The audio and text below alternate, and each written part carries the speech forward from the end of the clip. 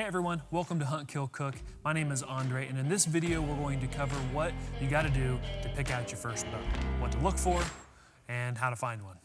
Check it out.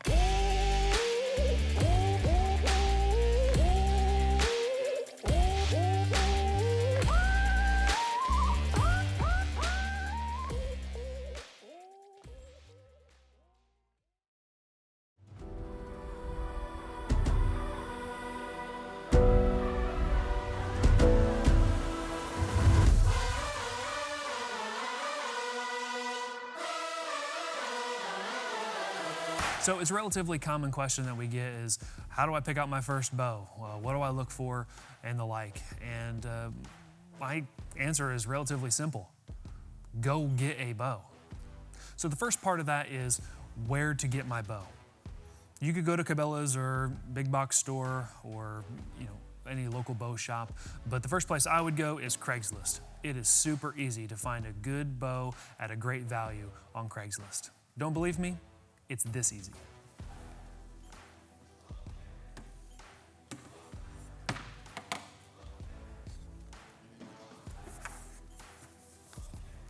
There you go, 300 bucks. Comes with everything. So you've met up with somebody and you're checking out a bow to see if it's something you want to purchase. This is my personal bow that I hunt with. It's a Hoyt CRX 32. There's nothing special about it. It's like a 10, 12-year-old bow. And this is very similar to what you would find on a Craigslist ad. So the couple of things that you want to look for is just its overall condition. It's nothing too mystical or crazy. Just does it have any rust on it? Is there any spots where the camo is wearing off? Normally around the grip is a normal spot for that. You might want to sight down the bow and just see, is this generally straight. One of the bigger things is string condition. If it's real frayed and fuzzy, you might need a new string and take it to the bow shop. I don't know, I think on this it ran me right around $100 to have it restrung a year or so ago. And you're gonna have to get it set up for you anyways, so you're gonna be making a trip for the bow shop. I don't know, 25 bucks to get it set up is a reasonable price, give or take. Maybe a little more I'd pay. And they're gonna do things like set it up for your draw length, your draw weight. They're going to install the D-loop, which is this little thing, which is what your release hooks onto. They're gonna hook that up for you at the right height and install maybe a peep sight, which is when you draw back your bow, you can see your sight through your peep sight as you're at full draw. So those are normal operations whenever you get a bow. So it's not like you won't have to go to the bow shop, and if you have to have a string replaced, then you do. Another thing about Craigslist, which is great, is it comes with a lot of things. Most bows that I find on there are, they got a sight, they have a rest. A flip-up rest is really good, or what they call a whisker biscuit, which is just a round, like broom-like rest with a hole in it so your arrow can go in. That's a really great beginner rest. Quiver on there, some arrows. Like, these are all expenses that you would have to shell out if you went and bought a new bow. You'd have to get, and it could dramatically raise the price of a bow purchase. You have your base cost, let's just say $800 for a basic, mid-tier bow from Hoyt or Matthews or whatever, and then you've got another $150 in a sight. You've got another $100 in a quiver. You've got another $150 to $200 in a rest and a release and all that kind of stuff. I mean, that really adds up. So getting all of this stuff in one package deal off of Craigslist is an awesome option that I would highly recommend. Okay, you don't have to go compound. You could absolutely go get a recurve bow like this. There are plenty of really affordable options, or a long bow or whatever. Again, from Craigslist. And this one I bought just recently came with arrows, the quiver. It was a great deal, significantly discounted from what I would have bought new.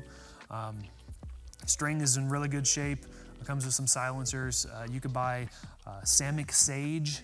It's just a really basic beginner bow. It's super cheap. You probably could pick a used one up for $100, but it's a great hunter bow for hunting, and you really could go a long way with just that bow. This is a tall tines recurve. Really like it. I got to shoot it ahead of time and just bought it, off the guy in my local bow shop. But you could absolutely find something like this on Craigslist or eBay or whatever. So I would highly recommend doing that when you find your bow. The bottom line when you're picking out your beginner bow is just to have one.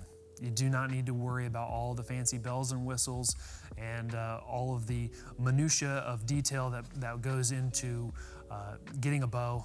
There's a lot of things you could really go deep in the weeds on, and you don't have to worry about any of that really. Just get something that you can shoot, that you can develop accuracy. It could be a really old bow, like a 10, 15-year-old bow. It could be a 20, 30-year-old bow. 20 or 30 years ago, that bow killed deer. So don't worry about any of the details about getting the fanciest, nicest, newest. Just go and get something that you can shoot and develop accuracy with.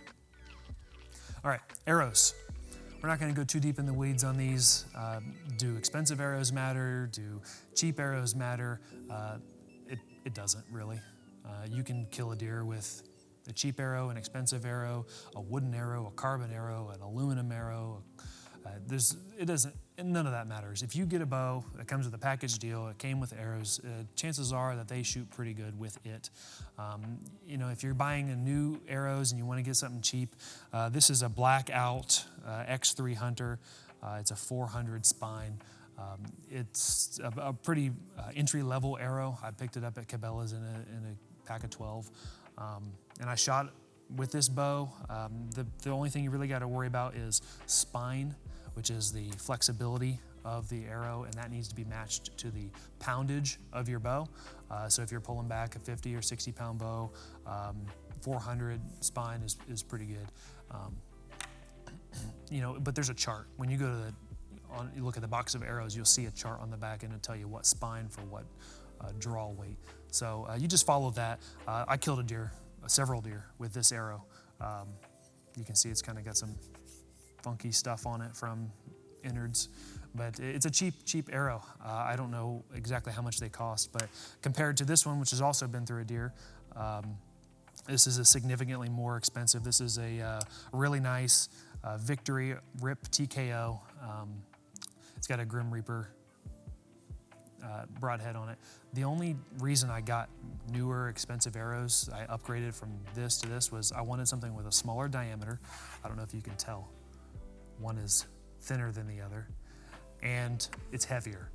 And heavier gives you better penetration on a deer. Not that these weren't, I was still getting pass-throughs with these, but I wanted a heavier arrow. Just because if I hit bone or whatever, I wanted to be able to go through. I don't know what this one is offhand. I would say somewhere in the low 400s, and this is like a 530 grain arrow or something. So yeah, it's heavy. I got a outsert on it. So those are the reasons that you would upgrade. But in general, if you bought your entry-level bow, get some entry-level arrows that are just spine matched and go have fun. All right, and that's it. That's a beginner's guide to picking out a bow. Don't make it more complicated than it is, and you'll be just fine. Thanks for watching.